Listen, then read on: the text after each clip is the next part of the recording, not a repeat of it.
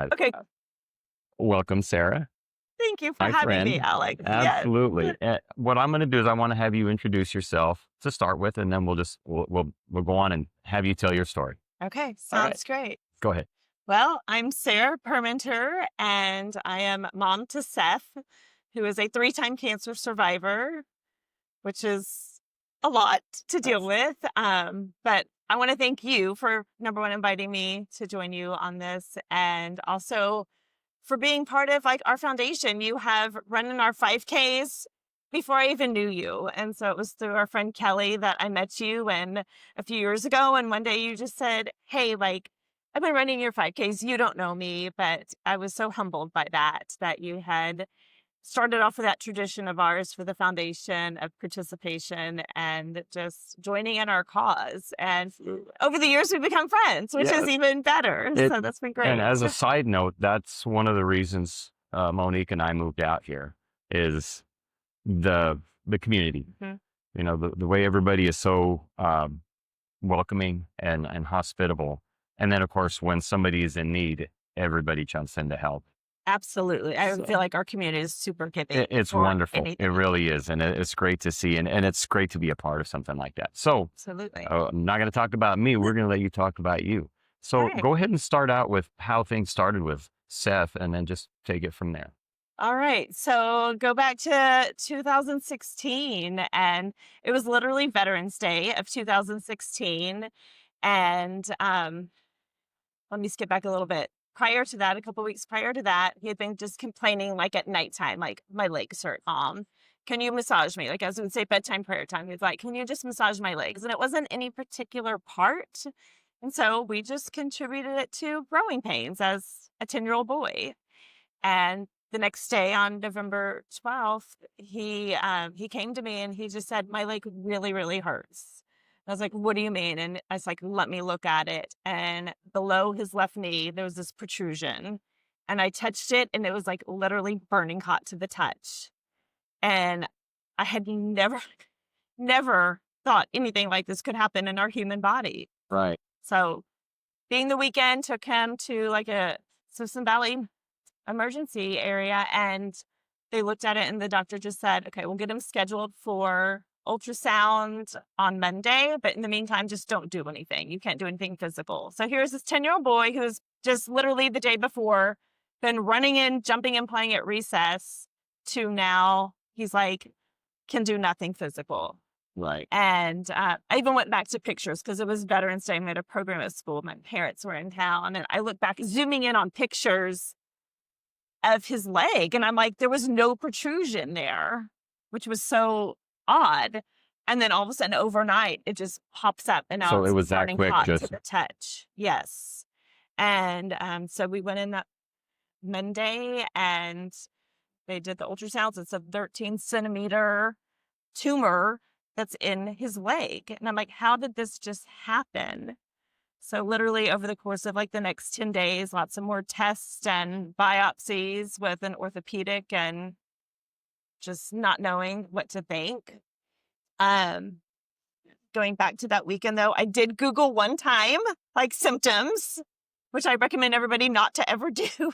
it must have been scary. It was. And so I Googled it one time and it said, okay, it's either osteosarcoma, which is bone cancer, or osteomyelitis, which is an infection in the bone. So then, of course, at that point, I'm praying for osteomyelitis, right? Which is a weird thing to be doing, right? Yes. But then I'm just like, get off the search. Do not read anything else. And I remember that Sunday vividly. So of that weekend, I was up in his room putting away clean laundry, and I just felt like pulled to like stay there for a minute. And I just said, God, like, I don't know what this is. I don't know what's going on. Thank you for the time that you've given me the past 10 years. Like, I don't know what's about to happen next. I just thought the worst at that time. But I was like, he is yours ultimately. And it was, I feel like through that initial prayer to God, like it's been my faith journey that has gotten me through everything we've gone through over the past almost 9 years now. Because it makes no sense for something like this to happen to a child who is like living life fully, vivacious, intelligent, kind, like just such a good kid. And you're like, how all of a sudden does this turn overnight to something so scary? And yeah, so by November 22nd, literally like 10 days later, it's okay, it is osteosarcoma. He has bone cancer. We're going to need to at some point remove it and do something with his leg, not knowing what that would be, and go through chemotherapy. And so literally Seth right away tells the doctor, he was always very vocal. He's a very science oriented kid, which I love. But right away, he just tells the doctor, you can just cut off my leg. I'm okay with a prosthetic. He's 10. He's 10. But I also attribute that, like, we had so many veterans at our school that were parents and they were missing limbs. And he had seen that for a few years. And he So it was just wasn't like, completely okay, like, as long as I can like get back out there to recess to the playing field to do whatever I want to do in life, just do whatever you need to do. So it was from the amazing. get-go, he just had this like brave mindset, which as a parent gives you the courage to Right. just to remain strong as he went through this. So yeah, so so he started chemotherapy in December. By February, he had his leg surgery. And at that point, we had decided with his orthopedic and plastic surgeon that we would salvage his leg.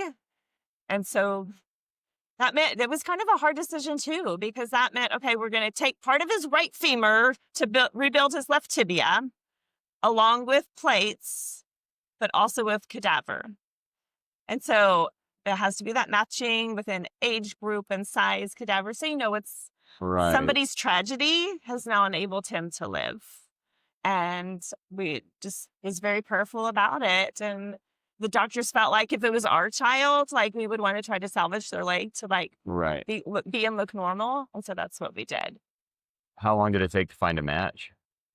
It wasn't very long. So like that happened, like initial chemotherapy happened in December. And by February, he had his big surgery. So that was another thing. It was a 22-hour surgery. Oh, And we were not prepared for that.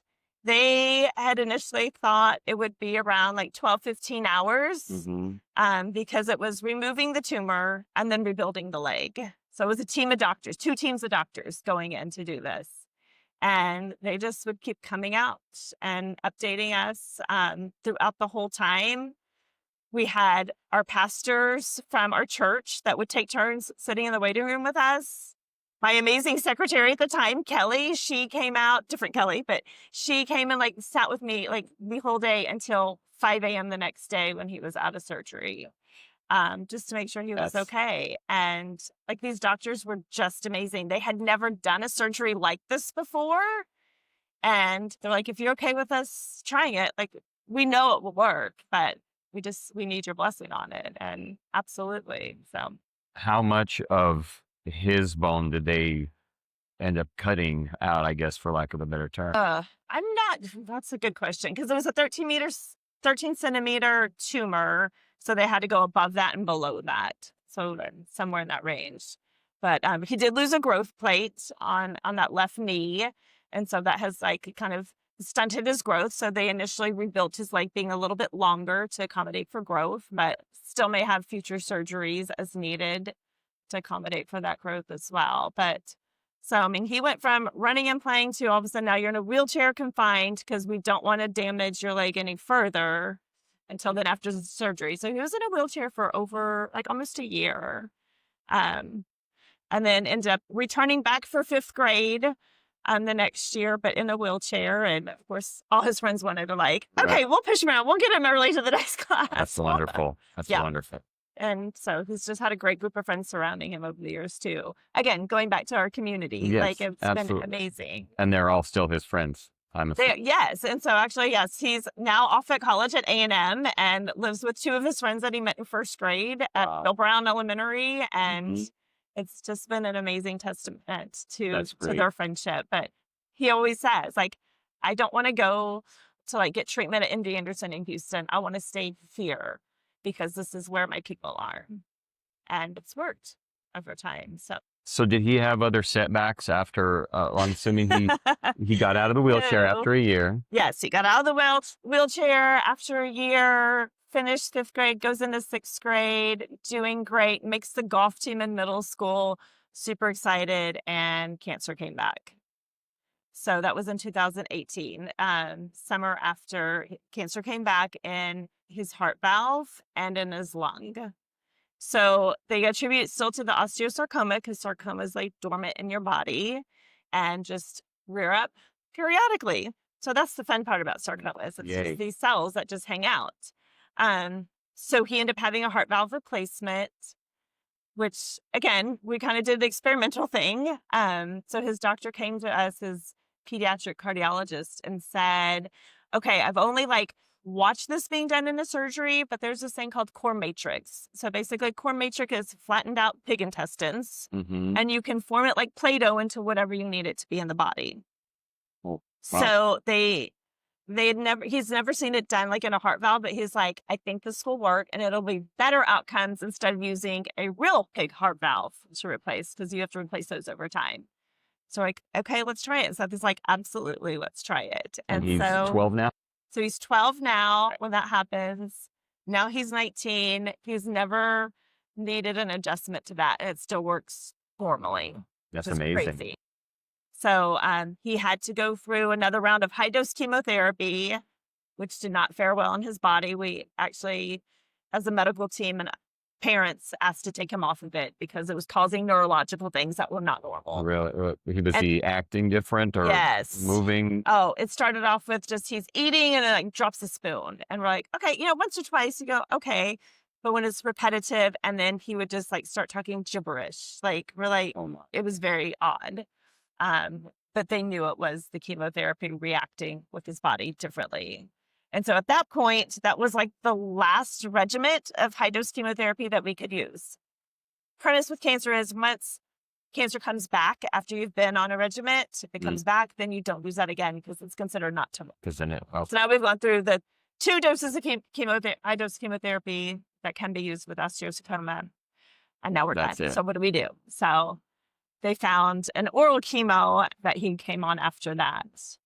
So he was on that for 2 years, and then guess what? Did it come back? Cancer came back in 2020 in his lung. And so he went on a different oral chemo, did radiation on that lung. But then over time, that lung's been compromised. And so he got an infection, a fungus in his lung. And so back in 2023, he had a partial lung removal on the right side. But the kid is still just like, Right. keeps going. So he's Like, no still business. keeping high spirits and as Yes. much as can be. No, I mean, that's the thing. Like I remember when he was little, like as a toddler, and he would like fall down and he would just pop back up and say, I good. And I go back to that because throughout this whole time, he was just always say, I'm good. Like there's other kids, other people worse off than I am, Mom. I'm good. And I'm like, how can you even, sure, everything you've been through, everything that you think, kids have all these open doors in life has been taken from you, that there's these closed doors now, which you never want for your child. Right. And he's just like, I'm good. And I mean, when he would be in the hospital and the helipad was right outside his window, Mm-hmm. we were playing a game, he'd just pause. And at first I'd be like, what are you doing? He's like, praying for whoever's in that helicopter that they brought to the hospital, Mom. Like, that's just his spirit and his faith. Like, he's always like, somebody else has it worse off than I do. And you're talking a kid. That's a heck of an outlook to have. At this time, by now, he's what? Oh, he's middle school. He's Right. like 12, 14 years old. Wow. You're like, really? Like, yeah, It's amazing. he's a pretty amazing kid. So his faith has been strong as well. So we got through the lungs and, Yes. and had the partial lung removal, Mhm. and he heals from that.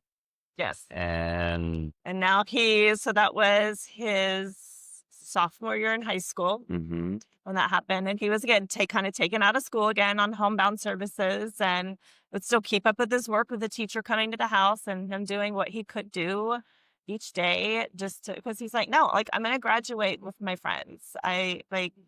He was That's just fantastic. determined to, and he always said, as long as I still have my mind, Mom, I'm good. I'm like, oh my gosh, that's the perspective amazing. that he had. It is. What an outlook. So he finished out his senior year at Smithson Valley, right? He Yeah. went to school. He went to That Seattle. must have been he must have been so excited about that. Oh my gosh, yes. Like junior, senior year, he was at Smithson Valley, just fully engaged with friends, doing what he could do. Like he couldn't play golf anymore. Like a lot of things had to fall off. Right. But we have always been like the house where everybody gathers. And so we're right by the high school. And so that was the thing too. Like kids would just stop by, kids would hang out. And he was like, this is what keeps me alive, is my friends and my community. Church has always surrounded us. We've had a great group at Pulverity Methodist Church, from our pastoral staff to just people that would drop off food, like just knowing like y'all are going through a lot. Like, here you go. Like it's humbling to be on that side of it. Yes. When I've always been the one to like be the giver and just try to anticipate what people needs. And it's hard to accept help.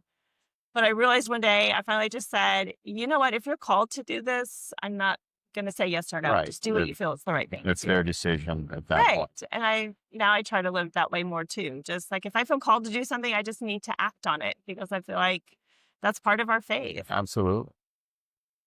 How does it feel? Because now he's away at college, right? He's at A&M. How does that feel? Because, and I don't mean this in a derogatory way, but you've had to become somewhat of a helicopter mom to make sure that he's taking his medications and he doesn't do this and he doesn't do that. So now he's on his own, right? And that was like that overwhelming part because I still have been working full time, single mom. I have a daughter who's 20, about to be 21, plus, Seth's 2 years younger. Right. Like there's a lot of moving parts to everything going on. Right. And he's had 11 specialists, doctors over time. So it's keeping up with all these appointments. It's keeping up with all the medications for cancer, for lungs, for thyroid, for, you name it, depression, for antibiotics. Like it's a lot. And it's like, this med is twice a day on weekends only. This med is every 3 weeks, 1 week off. This med is Monday, Wednesday, Friday, twice a day. Like it's craziness. You have to have a whole separate calendar just for medications. Truly, truly. And so I'm like, how am I ever going to get, it's a part-time job. How am I going to get away from this? So it's been over like the past year and a half of transitioning him to take ownership of his medicines. Right. And then thank goodness when he turned 18, he just had a birthday September. So he was still senior in high school. So then all the medical offices start calling him about appointments and reminders. And I was like, oh, great. Like, what am I missing here? Right. Because now this 18-year-old is they're calling him. Right. And so it was just learning alongside him, like, how do we transition this? And so now, yes, he's off in College Station and he did scans last week at the hospital and he was like, there? yes. And because they're just contacting him and he's like, no, but great. And I was in and out and I was like, okay. And he's calling in refills for meds and just doing the best he can. Well, I guess we'll get it over with real quick. How's he doing now? Is there any indication of anything going on right now? Right now, there is no indication of anything going on. So the other part that people always ask me is like, okay, so he's in remission. Well, once you have a second cancer diagnosis, they will never use the R word of remission with you. So you just have it. You just have it. His survival rate initially with the first diagnosis, they said, we've seen patients live 5 to 10 years. Well, now he's had 3 diagnoses. So, like his margins are like 0.000000001, like he shouldn't be alive. And still going. And so we've had that talk too, that, it's not man that numbers our days, it's God that numbers our days. And we don't always know why, but I know he's making a significant impact on people of perseverance, of determination, of living each day to the fullest. And he truly does that. So anything you don't want to talk about, you can just say pass, right? How has it been? We'll go back to kind of the beginning when you first found out about the diagnosis. Sarah, how did Sarah feel about that? And then as it progressed through each diagnosis, they just kept coming back. And I know he was resilient, but you're spinning a lot of plates you're juggling a lot of things. How did you handle that? And, I think it was just kind of just one foot forward every day. I was elementary school principal at the time, raising 2 kids, like keeping my job so we had healthcare insurance for him. Like I didn't have an option to go, I quit. I had 2 lives depending on me all the time. And just going, okay, like what do we need to do today? Is kind of how I handled it. I'm not a big crier. Like the few times I did cry, I'd be like in the shower where nobody could see me or hear me because Right. number one, I knew I had to be strong for my family. But at the same time, I'm like, if my child is being stronger than I am, that's bad, right? Like I need to be at least as strong as he is. And so, but it was my faith, always going back to that of just being prayerful, of finding the peace in the moment. Seth has had his struggles through it too. Like at one point, when like days were hard and you might be in the hospital for like 2 weeks straight because of infection, I'm like, okay, we have to find like one gratitude each day. And then before you know it, like we're just filling up this book of gratitudes and it's more than one a day. From, the nurse brought me my favorite ice cream to somebody came to visit me or I just lived another day. And so like when you have that perspective, it changes everything. Of knowing like what's really important in life Right. but knowing like what your purpose is too. So, and then through that time too, I feel like my world became smaller with friends and people I let in because, people that I thought would be supportive and helpful weren't. And it was kind of shocking actually. I was like I thought we were good friends and like They nothing just kind of like disappeared. And yes. And then there's the people that show up that you're just like, oh gosh, like number one, I didn't ever really know you, or we're just the person down the street. And how did now all of a sudden like we have this huge bond and become such great friends that just show up. So that's why I tell people now, like just do what you're called to do because you don't know how the impact you'll make and what the people need. It can go beyond that. And so like although my world has gotten tighter, like I feel like my core friends are just solid and I can call for anything. And they do. I mean, even during COVID, like these are the people like leaving things on my doorstep, like with that 3rd diagnosis, and then it's COVID, and they're like, "Here's your queso, your cookie dough, and your wine that we know you need." I'm like, "Thank you." perfect. Perfect. That's it. So it's a journey, and it's realizing that just it's the quality of life, not the quantity. And Seth and I have talked about that so many times too. Like, okay, do you want to live a long life or do you want to live a quality life? I want to live a quality life, Mom. Okay, what does that mean? So, like, he might go play golf, but then he knows he's going to be in bed for the next 3 days. Like, his body is hurting and exhausted. And It'll wear him down that much to do it. But it was worth it to But he him enjoys to it. do it. So, okay, that's what you do then. That's We great. go live life because we don't know what tomorrow brings. See, we had talked earlier about how he told you, I'm planning for college, and he didn't think he was going to have to do that. Yeah. So how was that whole conversation with him? That was hard. Yeah, it's like in the fall of senior year, he came to me and we were just like butting heads and it was bad. And he just said, I didn't think I would have to do this. I didn't plan for this. I said, what do you mean you didn't plan for it? He was like, the doctor said I'd be dead by now. And I mean, there have been 2 significant times where we're just like, okay, we need a plan for end of life. And I would find him and his sister like tucked in bed together and she's writing notes. And later I'd be like, what were y'all doing? She's like, planning his funeral. Like he wants things a certain way. I'm like, oh dear Lord. Like, And how old were they at this time? oh my gosh, high school. They were high school age. Wow. Like you don't. Wow. Nobody teaches you how to parent that, by No, the way. no. There are no books on it. There's no podcasts on it. Who would Nobody want teaches- to? Yes. And but they would just be thick as thieves, like planning from songs to like, I want donuts and like all my friends and I want it happy. And I'm like, okay, like this is what we're doing. So when he said I didn't plan for this, I said, what do you mean? And after 3 cancer diagnosis, he's now cancer-free from the last diagnosis of 4 years, which was the longest stretch we had made by this time. And I just said, God numbers your days. And so, yeah, we do plan for what you want next. So it's like, we can plan for you living till the end of your days with me and you get a job at PetSmart because you love animals, or we plan for you to go to college and get a degree and do something with animals like you want to do. He's like, I'm going to do that then. So it's like, okay, then we go do that.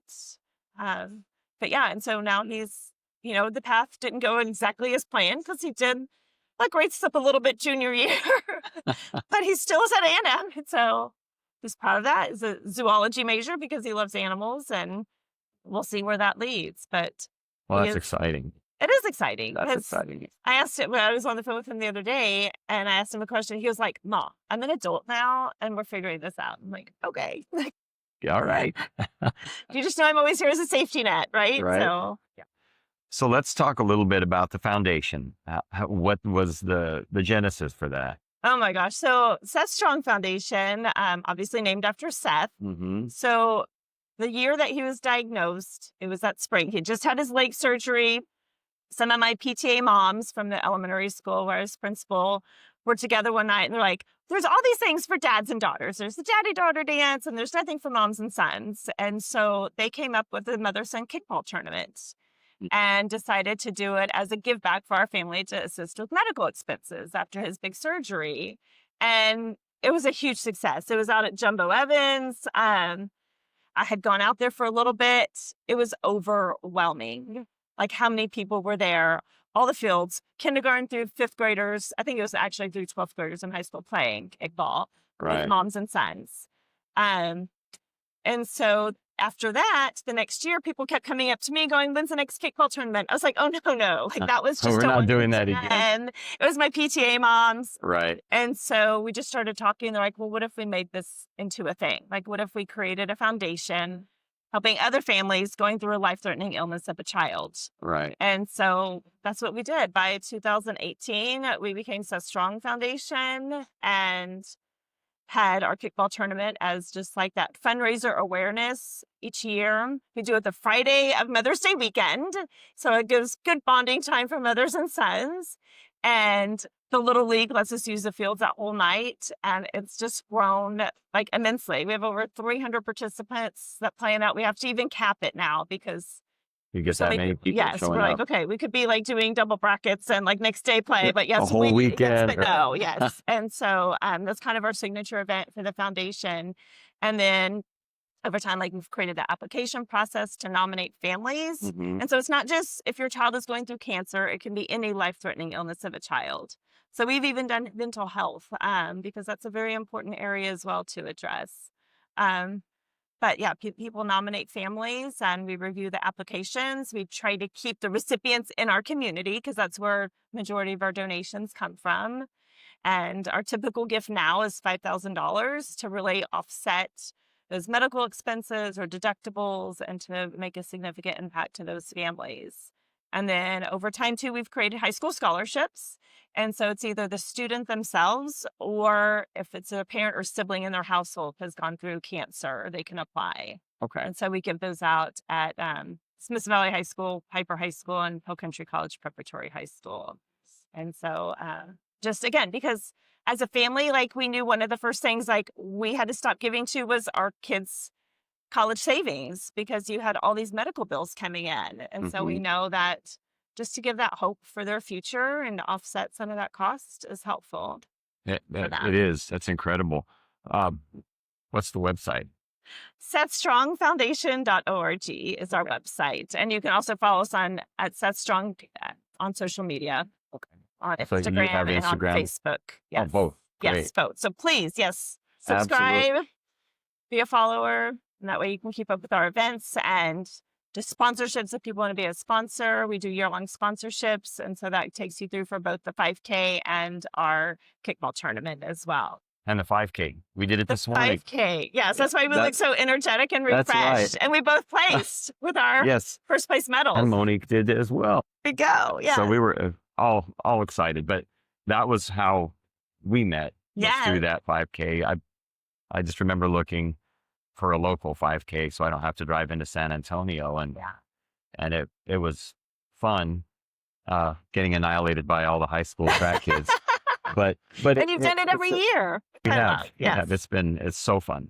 So I'm really happy about how that's grown. I didn't know that the kickball tournament was where it started, and then it it grew into the 5K as well, and then of course the foundation after that. Yes. That's Yeah. great. And so the 5K was initially just like for awareness to do something in the fall.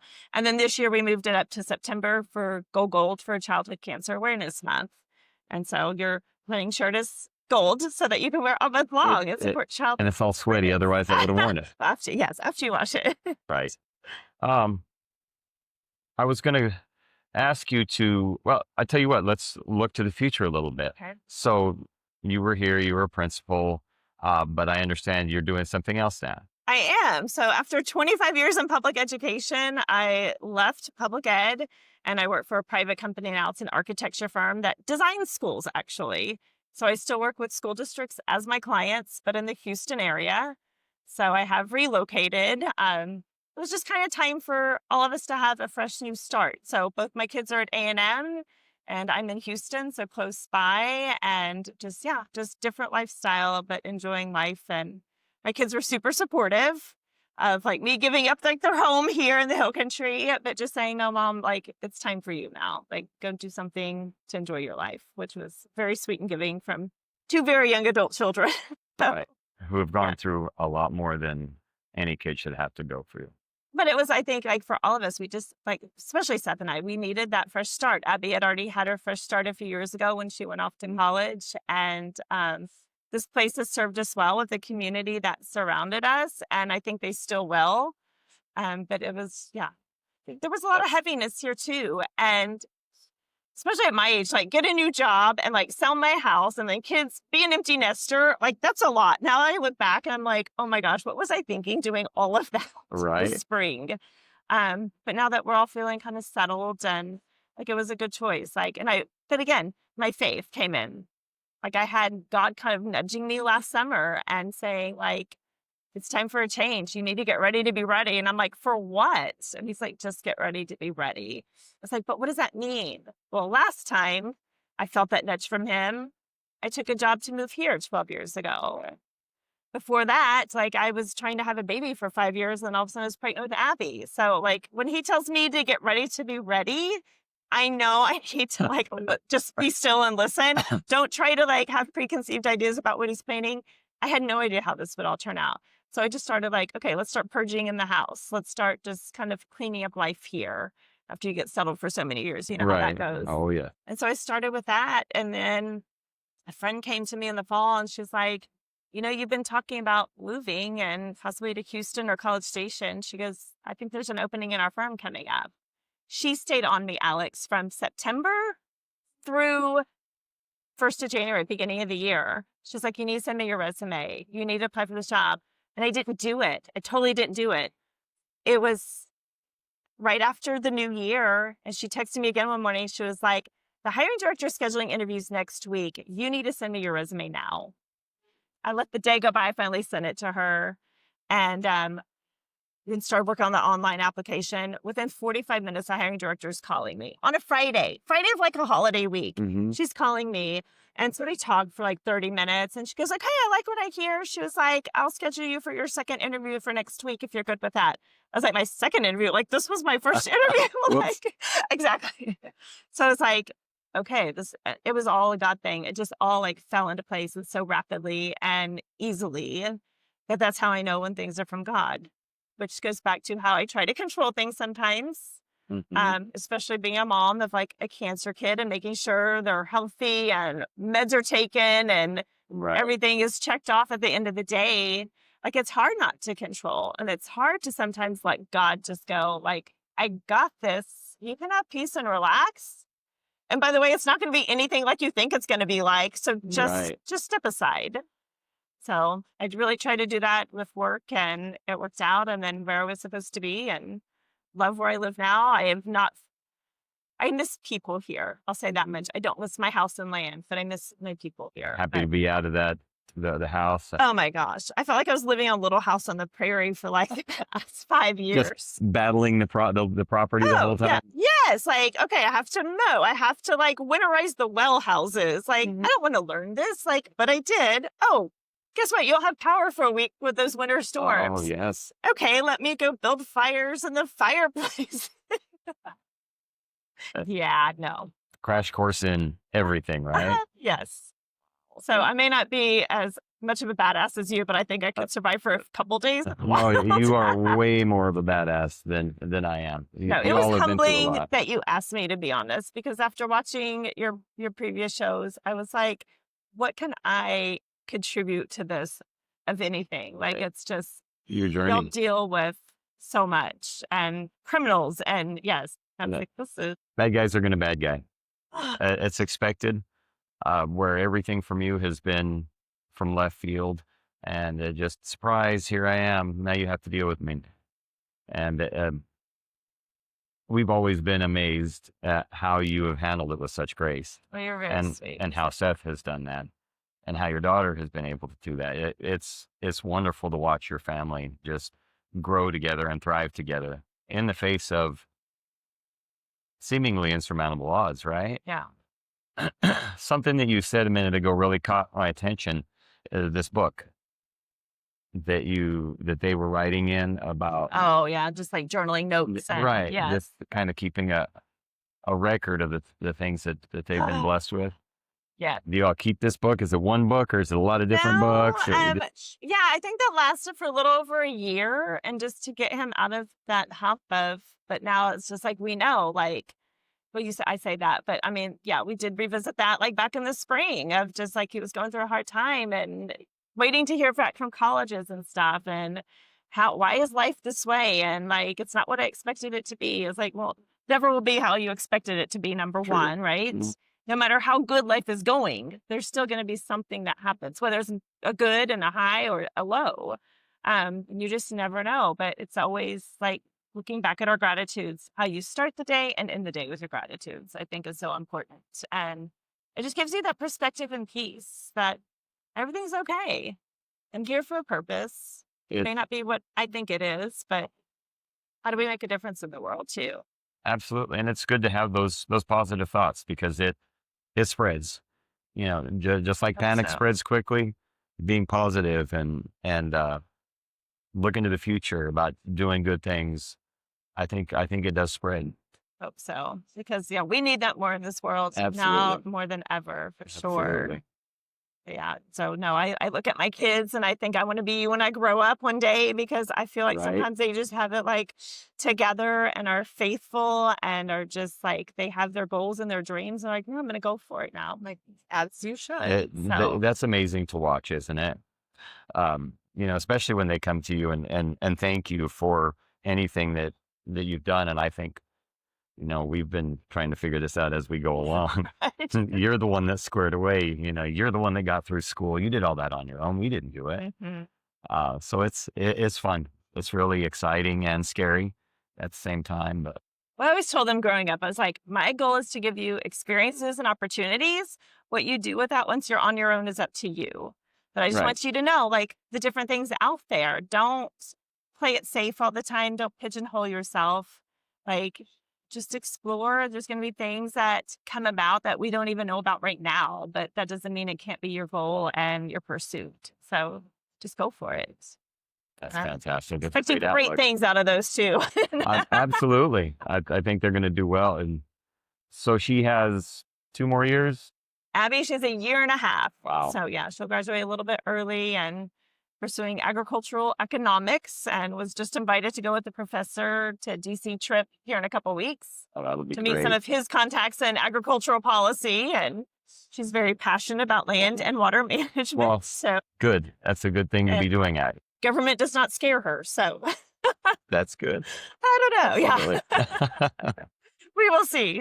So Absolutely. yeah, she has her head on her shoulders for sure. That's wonderful And to Seth see. just, one day at a time and see where it goes.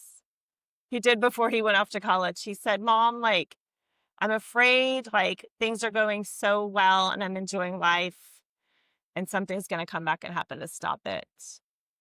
And I was like, okay.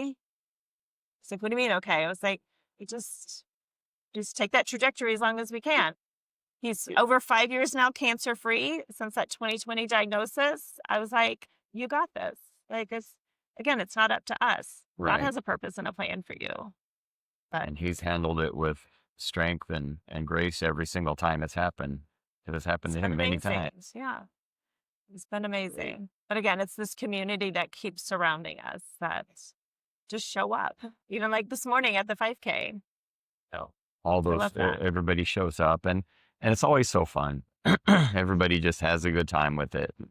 It was a beautiful morning, by the way. It It was a was a great day to beautiful be out morning. running. Couldn't have asked for a better one with that Uh, sunrise and the cool yes, weather. Yes. everything, and that was a fun course. It was challenging, and but it was great, and it's nice too because you don't have everybody strung out, and you're not having to worry about losing anybody. Yes. A little bit more control over where everybody is. Yeah.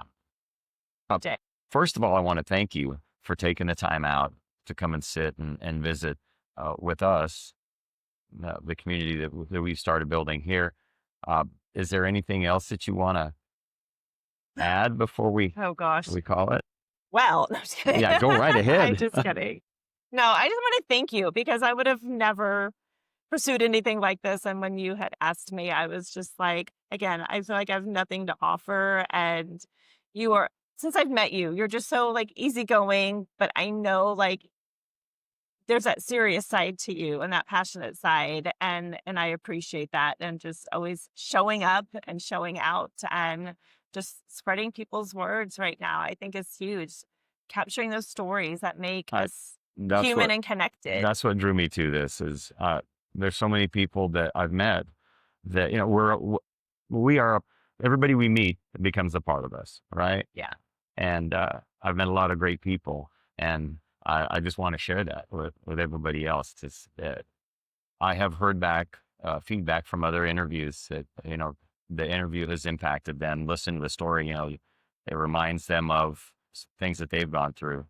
So I'm hoping that this will be something for you down the road that your kids, your family, or friends can look at and I and be appreciate able that. to, because I'm sure a lot of people just have questions about what's happened, but they're afraid to ask, Mhm. or they're afraid they might upset you, and it's just pure curiosity and wanting, maybe is there something I can do to help, but I don't know if I should. But now they know about Seth Strong Foundation, that they can go to if they want to be a little more silent about it, or show up to some of the events. Yeah. So there's a lot of different ways to help. Yeah. And to me, it's just like it's giving back to the people that have given to us right now. And I just encourage everybody to always just have those open hands of freely give, freely receive, support those around you. And sometimes it's just that little tug at your heart that you feel like at the inkling to do something, just do it because you never know the ripple effect it will have for sure. So, yeah. So this community will always be near and dear to my heart, as will you and your family. So I don't think time and space is ever too And I much. will also always stay in contact. I had one more question. Yeah. The hearts, as we made that turn at the far end, there's all the hearts along the way.